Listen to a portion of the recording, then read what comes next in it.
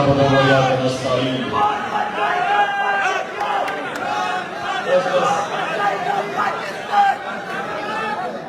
میں آج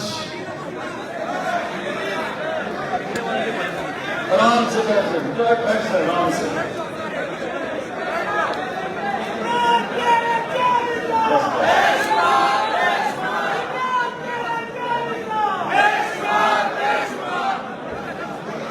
میں تھوڑی خاموشی بڑی دیر کے بعد اپنے پختونخوا کے وکلا سے مجھے بات کرنے کا موقع ملا تو میں چاہتا ہوں ذرا تھوڑی سی آج خاموشی تاکہ میرا جو ملک ایک فیصلہ کن وقت پہ کھڑا ہے، ایک ڈیفائننگ مومنٹ ہے پاکستان کا. میں اس لیے چاہتا ہوں کہ آپ بڑے غور سے میری بات سنیں، کیونکہ آپ کا لیگل فٹرنٹی کا، وکلا کا اور ہماری عدلیہ کا اس وقت اس ملک کو بچانے کے لیے بہت اہم رول ہے. اور اس لیے میں آج آپ کے پاس خاص طور پہ آیا، کیونکہ میں چاہتا ہوں کہ آپ نے سب کو، جو میں ابھی آپ کے سامنے باتیں کروں گا، آپ نے اس کو جہاد سمجھنا ہے، کیونکہ یہ جنگ ہے آپ کی اس قوم کی حقیقی آزادی کی. ہم نے اس وقت صحیح معنی میں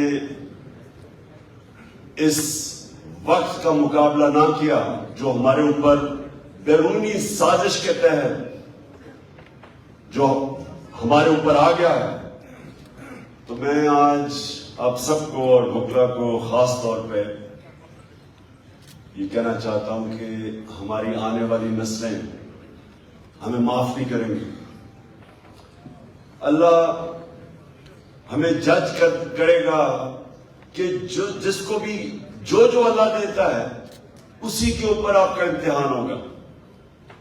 ایک غریب آدمی کا، ایک جو کہ صرف سارا دن کما کے اپنے بیوی بچوں کے پیٹ پالتا ہے، اس کا بڑا ہمارے مقابلے میں کم امتحان ہے. جتنا پیسے والا آدمی ہوتا ہے اس کا زیادہ امتحان ہے. اور اس ملک میں جج اور ہمارے وکلا کا جدھر آج پاکستان کھڑا ہے، آپ کا بہت بڑا امتحان ہوگا. تو میں اس لیے آج آپ کے پاس آیا تھا کہ آپ کو آگاہ کروں. زیادہ تر آپ کو اندازہ ہے کہ کیا کدھر پاکستان کھڑا ہے، لیکن میں صرف آپ کو شروع ادھر سے کرتا ہوں کہ میں نے 18 سال کی عمر میں انگلینڈ گیا کرکٹ کھیلنے کے لیے. پھر میں نے پڑھائی کی، پھر یونیورسٹی کی، اور پھر میں وہاں پروفیشنل کرکٹ کھیلتا تھا. گرمیاں ادھر گزارتا تھا، سردیاں پاکستان. تو میں نے ان کا سسٹم بڑے قریب سے دیکھا. جو ان کی جمہوریت ہے اس کی بنیاد رکھی ہوئی ہے مورالٹی کے اوپر. وہ ایک پارلیمنٹ کے پاس کوئی طاقت نہیں ہوتی، کوئی فوج نہیں ہوتی، ان کے پاس اخلاقیات ہوتی ہیں. اور جب ایک ڈیموکریسی اپنی اخلاقیات کھو بیٹھتی ہے تو ہم نے اپنے ماضی میں دیکھا کہ جیسی فوج ٹیک اوور کرتی تھی، ایک جمہوری حکومت کو ہٹاتی تھی، تو لوگ مٹھائیاں بانٹتے تھے، لوگ سیلیبریٹ کرتے تھے. کیوں کرتے تھے؟ کیونکہ جو ڈیموکریٹس تھے انہوں نے اپنی جو اخلاقیات چاہیے جمہوریت کے لیے وہ کھو بیٹھتے تھے، پیسے بنانے شروع ہو جاتے تھے. ساری حکومتیں جو پاکستان میں گئی ہیں وہ کرپشن میں گئی ہیں. یہ پہلی دفعہ ہے کہ پاکستان کی ایک ڈیموکریٹک حکومت کو ہٹایا گیا ہے، کرپشن کے اوپر نہیں ہٹایا گیا. اس کی اکنامک پرفارمنس، آپ کو حیرت ہوگی یہ سن کے کہ پاکستان کی جو پچھلے 2 سال ہے ہماری اکنامک پرفارمنس، یہ ہماری تاریخ میں بڑے کم اس طرح کے 2 سال ہیں. 5.6% پچھلے سال، اور یہ جو 2022 کے سال میں 6% ہماری اکنامک گروتھ تھی. یہ ہماری بڑی کم دفعہ ہوا ہے. ہم نے کسانوں کی جو مدد کی پچھلے 2 سال میں ریکارڈ ہماری فصلیں ہوئی ہیں, جو 4-5 فصلیں جو ہماری مین وہ ریکارڈ ہوئی ہیں. ہمارے ملک کے اندر ٹیکس کلیکشن یعنی جو ملک تو چلتا ہے جتنا آمدنی ہو اس کی ریکارڈ آمدنی ہوئی, ریکارڈ ٹیکس کلیکشن ہوئی. ہمارا جو بیرون ملک سے پیسہ ڈالرز آئے, پاکستان کی تاریخ میں اتنے ڈالر نہیں آئے. اور اس کی اصل وجہ ہمیں جو اصل مسئلہ پڑا ہوا تھا, جو پچھلے لوگوں نے ڈالرز کے قرضے لیے ہوئے تھے ان کے اوپر سود دینا تھا باہر. اور وہ مشکل وقت ہم اس طرح برداشت کر گئے کہ بیرون ملک پاکستانیوں نے ریکارڈ ریمیٹنسز بھیجی. کبھی پاکستان کی تاریخ میں اتنا پیسہ نہیں آیا, اور ہماری ایکسپورٹس بھی ریکارڈ ہو گئی. کبھی پاکستان میں اتنی ایکسپورٹس نہیں. اصل میں ہمارا مسئلہ سب سے بڑا یہ ہے کہ ملک آگے اس لیے نہیں بڑھا, خوشحال اس لیے نہیں ہوا, اور ملک ہمارے سے آگے نکل گئے کیونکہ ہم نے کبھی ایکسپورٹس کو توجہ نہیں دی. تو ہماری حکومت نے ایکسپورٹس کا ریکارڈ ایکسپورٹس کی. تو حکومت جب ہٹائی گئی تو پاکستان تو ایک بڑے مشکل وقت سے نکل کے آگے جا رہا تھا.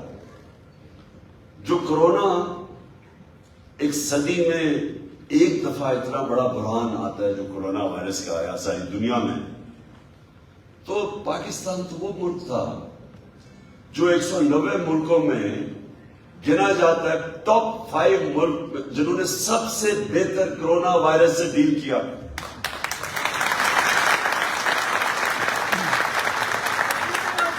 یہ ہم نہیں کہہ رہے, ایک منٹ ابھی نہیں, ہم نہیں یہ کہہ رہے. جو اکانومسٹ میگزین تھی اس نے جو ایویلیویشن کی اس میں اس نے پاکستان کو ٹاپ 5 ملکوں میں رکھا جنہوں نے اپنے لوگوں کو کورونا سے بھی بچایا, اپنی معیشت کو بھی بچا لیا, اور پھر اپنے غریب لوگوں کو بچایا. اور سارے برے صغیر میں کورونا کے بعد جس ملک میں سب سے زیادہ روزگار یا امپلائمنٹ تھی وہ پاکستان تھا. تو اس وقت جا کے سازش کے تحت حکومت کرائی گئی, اور یہ پہلی دفعہ ہے پاکستان کی تاریخ میں کہ جب ایک حکومت کو ہٹایا گیا تو بجائے لوگوں نے مٹھائیاں بانٹنے کے, کبھی پاکستان کی پبلک اس طرح نہیں نکلی سڑکوں کے اوپر, کبھی ایسے پبلک نہیں نکلی.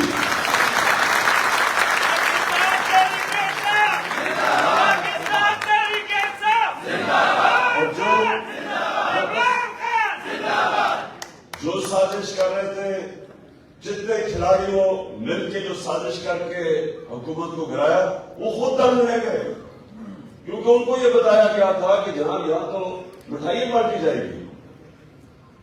پبلک نکلی, عوام سڑکوں پہ نکلی, خود نکلی.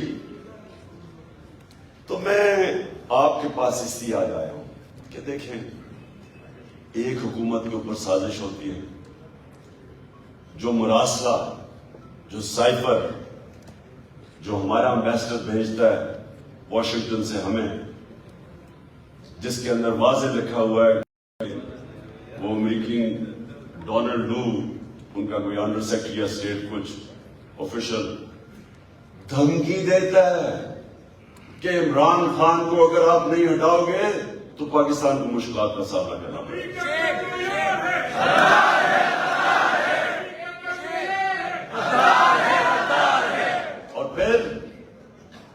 اور پھر کہتا ہے کہ اگر تم نے اس کو ہٹا دیا